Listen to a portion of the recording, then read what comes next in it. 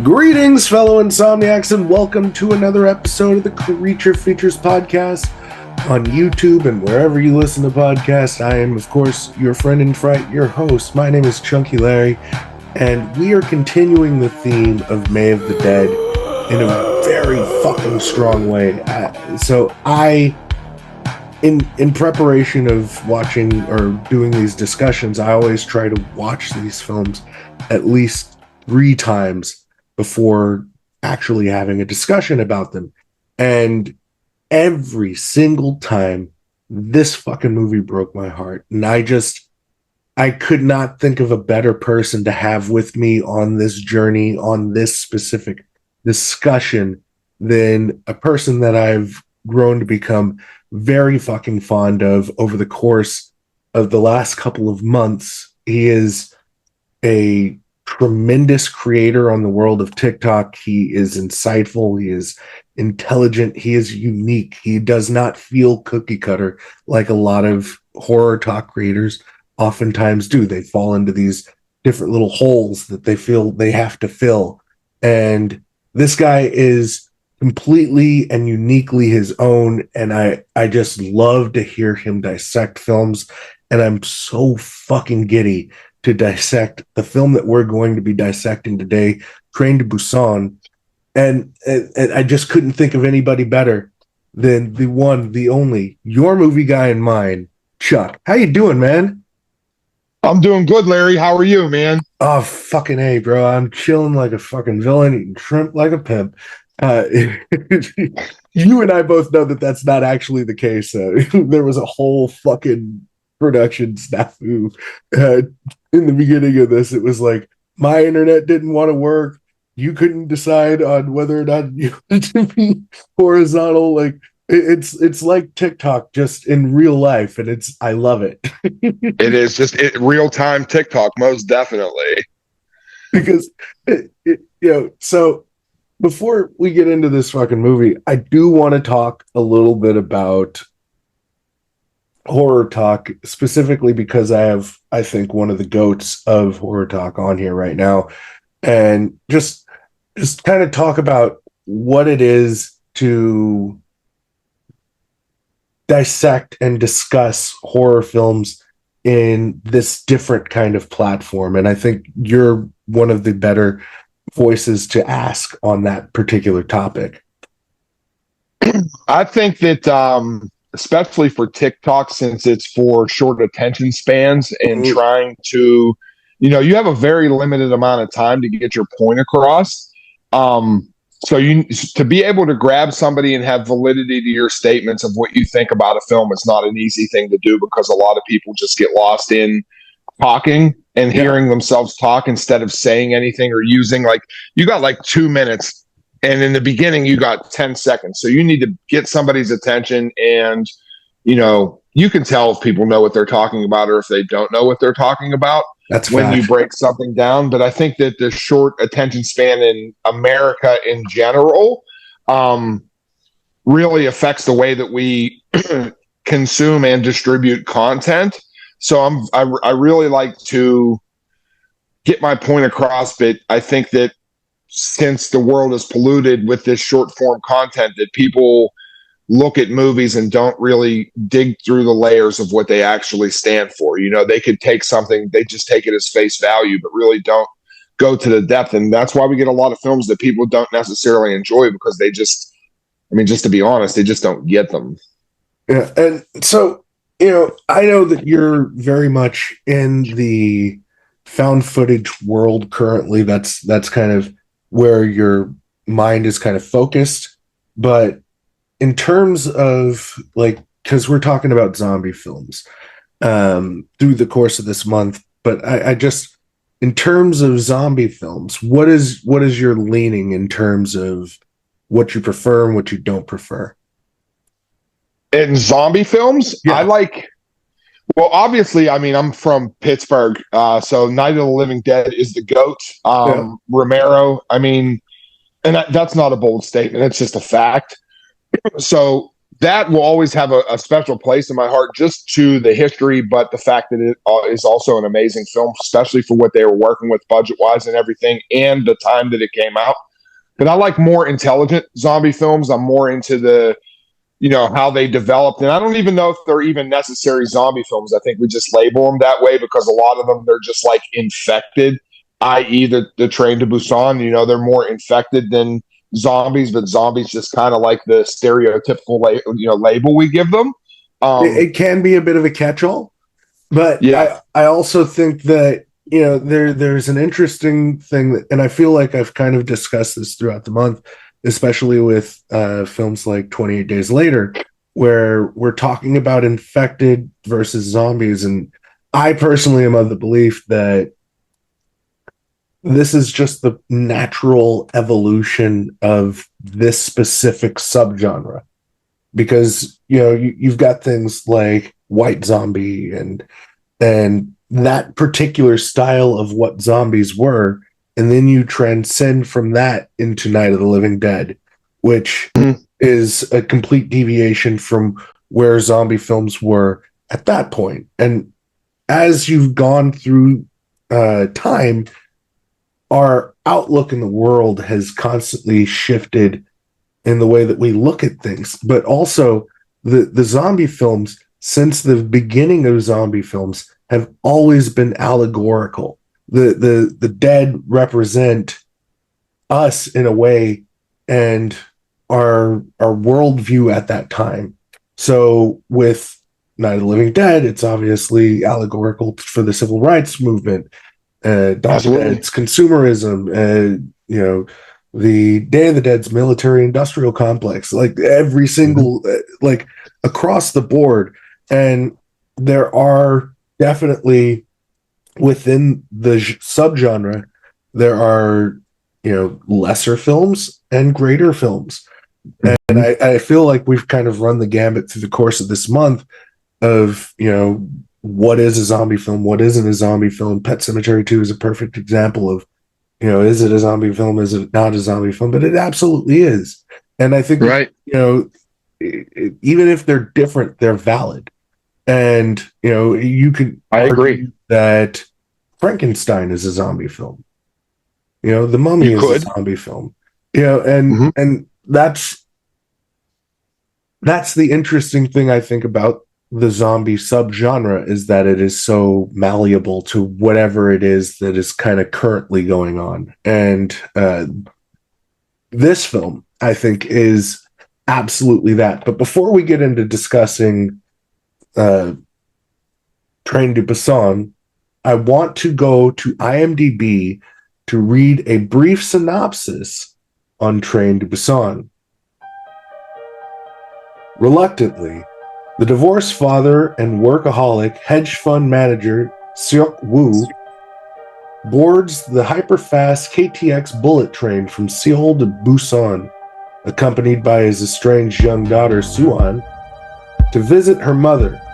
However, against the backdrop of an unprecedented threat in the shape of a virulent zombie outbreak, a grotesque undead stowaway will soon enmesh both passengers and train crew in a frenzied battle for survival.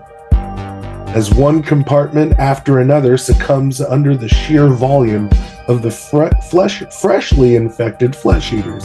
Say that 3 times fast. Yeah. Suddenly, amid the unrelenting miniature hell on Earth, hope seems to lie in the train's final destination. Nevertheless, can the few remaining survivors fight to stay alive to the bitter end? That was written by Nick Reganis. You give your name, we give you credit. And that actually wasn't that bad of a synopsis. But here on the show, we do a little thing called Synopsis Obscura. And I personally am of the belief that a lot of the times these synopsises give away more of the movie than they should. They should be exciting you and intriguing you into wanting to watch this film. I am a person that doesn't watch trailers. I go in as blind as I can in regards to a film when I do, so I can go on the journey. So, Chuck, when you're a guest, you pick the movie, but you also have to play the game. So I would like for you to give me a brief synopsis without telling me really anything, but getting me intrigued to want to watch Train to Busan. Oh, that's such a tough one, but I like this game very much. Yeah. I have so much to say from your intro too. So I guess my synopsis of the Train to Busan would be, and I don't know how to format it into the best exact words, but the Train to Busan is an allegorical tale of the socio-economic state of. Make it sexy, Chuck. I'm trying to put the words together. I mean, it's a beast of a fucking zombie movie with heart. There Would you be my go. I synopsis. fucking love that. Yeah, A fucking zombie movie with heart. Put that on the poster. it is. I love Yeah, because that's what it is. It's a ferocious movie, man.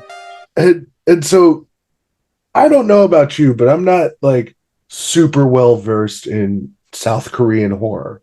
I feel like I've seen a handful of the stuff, but Yeah. I'm not like the go-to guy when it comes to Eastern horror in general. Like Zombie Girl, who contributes segments for the show, she has, been giving me homework on, Japanese horror films. But even then, it's like there's some cultural shift that seems to happen over the course of, because all of this stuff is observes observed perception, in the sense that it is the perception of the filmmaker, and you're kind of getting a window into a culture that's inherently not your own. And Absolutely. so, their take on zombie films is completely different than our take on zombie films. And It is. But is it? I feel like it is in kind of an approach. So like, again, we talked about 28 Days Later this month, and that feels very much its own thing, as opposed to, like, if you were to look at, let's use these three films. We're going to use an American film, a British film, and Train to Busan. So British obviously is 28 Days Later. American will use the Dawn of the Dead remake. These are all three movies that have fast zombies in them, and they're all similar in the same vein that they're focused on the human element of it, but they're different in their overall approach. And what I mean by that is, like, the pacing, the style, the visual interpretation of what is happening. So you're getting zombies running and moving fast, and that in itself creates this kind of frenetic pace. Absolutely. With the editing and the way that it's shot. But I think that where it lays out is where you really see the difference. So like in 28 Days Later, they have moments like the scene in the grocery store, and in Day of the Dead, it's play on Down with the Sickness with this kind of ragtime version of Down with the Sickness. I forget what the name of that musician is that does it. Disturbed. No, it's Disturbed, but there's a musician that does the cover that's in. Oh, okay, yeah, okay. And their name escapes me, and somebody in the comment section can feel free to just scream it at me. Yeah. Like, why don't you know who this is? But so that feels very American in the way that they take this kind of kitschy song, and it's shot almost like a music video. That's the lull for Dawn of the Dead. The lull for 28 Days Later is the grocery store scene, which feels kind of similar to the American, but not necessarily. And then what's the lull in Train to Busan?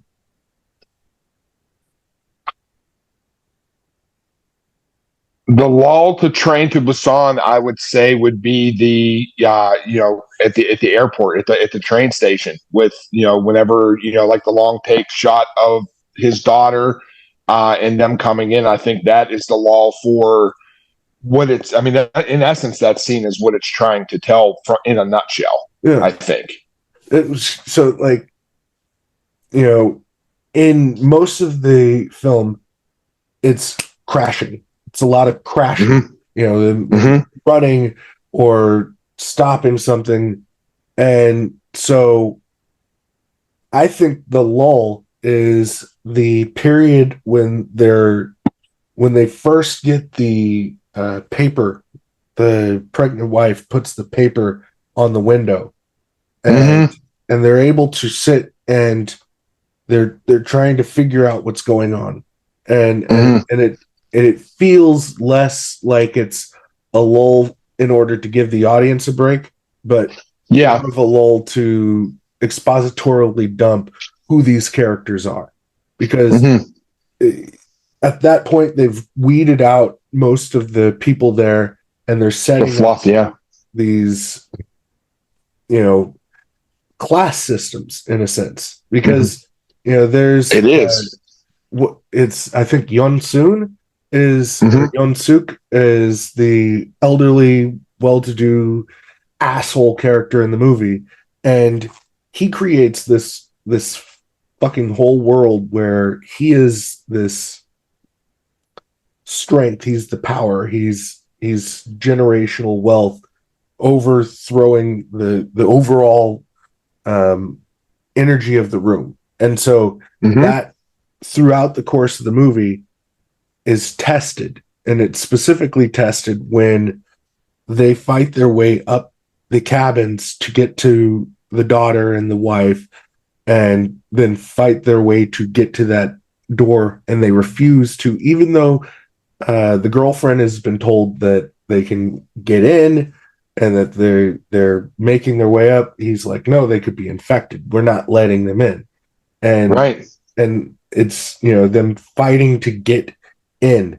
They ultimately all get away from everything except for what's his name? He's the bear of a man. What was? Do you remember what his name is? Not a fan. And I don't have. I didn't. I'd rather do this without notes, so I don't have anything sitting in front of me neither. And I should have It, wrote them down, but I it's didn't. Sang Hua, but Yeah. Sang. We'll call him Sang.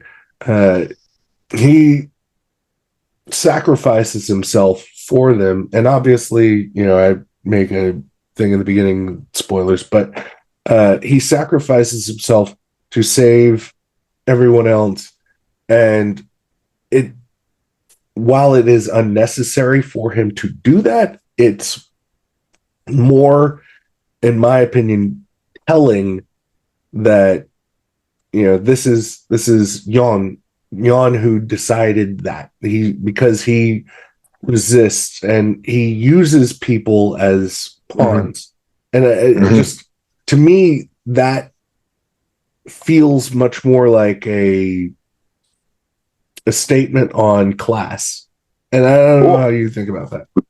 no, because that's what I was like, and I kind of got stuck on what you said in the beginning. Obviously, this is my first podcast ever, so like I'm just Less going than the along, which is cherry. yeah, but it's really cool, man. Like this is a really good. It's a great place to break my cherry because I knew walking into this that your shit. So you mentioned something in the beginning when we started that a lot of people have zero idea 35, 40, 50 years later about like about civil rights and the Night of the Living Dead and all these allegorical things that they're using zombies to display these different messages that a lot of people don't understand. And in the Train to Busan, I can't say his name, and I don't want to butcher it, but the character you were just speaking of, how you said it represents class. He is an allegorical representation of class because the whole entire thing is an allegory on the Korean War and whenever it was invaded. And the only two places that weren't invaded that were protected was Busan and the other one I can't say the name of. Still, But yeah, still, yeah. But ultimately, like that's why they were on their way there, where the U.S. gave them refuge And that's really what it's saying. You know what I mean? Like that's the underlying tone to it. So it is very much about classism and selfishness too, because the father says to the little girl in the beginning, you know, the only thing that you should do is worry about yourself. Yeah. But ultimately, in spoiler territory, you know what happens at the end because he ends up sacrificing so she can live. But like there was that still shot where he was faced with that decision of is it me or her? You know what I mean? And like that's a lot of how people were treated in that society over there and what they went through from that war on, because people thinking about themselves, that's why they ignored the virus, that's why they didn't pay it any respect. And whenever they fell into like the sheep herd mentality of society, they got caught slipping whenever all hell broke loose. And that's why they ended up in the position they were in, because they didn't respect it. And with the dad, I think it's Seok or Sok. Yeah, I just don't want to butcher names. So the first time when the shit starts hitting the fan, and it's Sang and Seong, and Sang and Sung, they are rushing to get there, and he shuts the door on them because Young told him to shut the door. And at first, he's just in protection survival, and he is willing to sacrifice them. But through the course of the journey that he goes on, he, you know, and the sacrifice of Sang, he realizes the importance of everyone. And, you know, they also, like, I think that one of the best things that they do in this, in terms of character development, is they show that he was always that person, that he was sacrificing himself for his daughter from the very beginning of the film. He wanted to be there. He wanted to be a part of her life, and he wanted, all he knew to do was to work. To cover for what he was doing. And Sang actually says to him, you know, she will never understand that you've been doing all of this for her, and that you working like this is your way of making sure that she's okay and protecting her. And you know, he loses his relationship with his wife because he's so adamant from the minute that his daughter is born, and like, as he's turning into a zombie, and the last fucking thoughts that he has is of her being born, because that was his whole world. Is absolutely. And us both being parents, like, that relationship between the two of them is everything in this movie to me. Like, absolutely. Because we as parents, we sacrifice so much of ourselves and who we are as an individual for our children. And it's just so selfless. And it's selfless in the sense that it wasn't his daughter that was going to be bit. It was Seong. And he put his hand over the mouth and sacrificed himself for her because of Sang. And it's just, there's just something so fucking perfect about the way that that's laid out, and it's layered. And you know, it's like, you look at him in the beginning of this film, and you look at him at the end of this film, and he grew. I don't even feel like it was that he grew, is that his motivations were clear when everything was stripped away. Yes. You know what I mean? And no, I get that, because he was, in essence, he was, you know, taking care of his daughter and providing in the best way that he knew. So he thought that he was being selfless while it appeared to being selfish. Yes. Which a little kid obviously can't understand that. And I can relate that to my dad growing up, because he worked 7/12s for 30 years and I never saw him. But the way he knew how to love was roof over your head, provide food in you your have stomach, shoes, clothes for school, and food in your stomach. And that's the same perspective that he had. which they displayed very good when he bought her that gift, and she had already had it. He had already bought And it for her. yeah, he already bought it for her because he doesn't pay that kind of attention because of how consumed he is. But throughout the film, it really puts him in his place to understand, when, like you said, when everything is stripped and you're down to you and nature, he realized the things that were important, and that's, time and protection and touch and the things that he didn't provide her with, Yeah. which is it's brilliant because that's the heart of the movie. And so again, every time I watch this, I see something slightly different. Mm-hmm. And so there's a point where he's talking to his daughter, and she says, "The reason that I couldn't sing is because you weren't there. Mm-hmm. I just wanted you there." Mm-hmm. And after he sacrifices himself for her, she realizes that he was always there, Mm-hmm. and that even though he's gone, he's still with her. Mm-hmm. And it's that allows her to finally sing. And it's that saves her life. It saves both of their lives.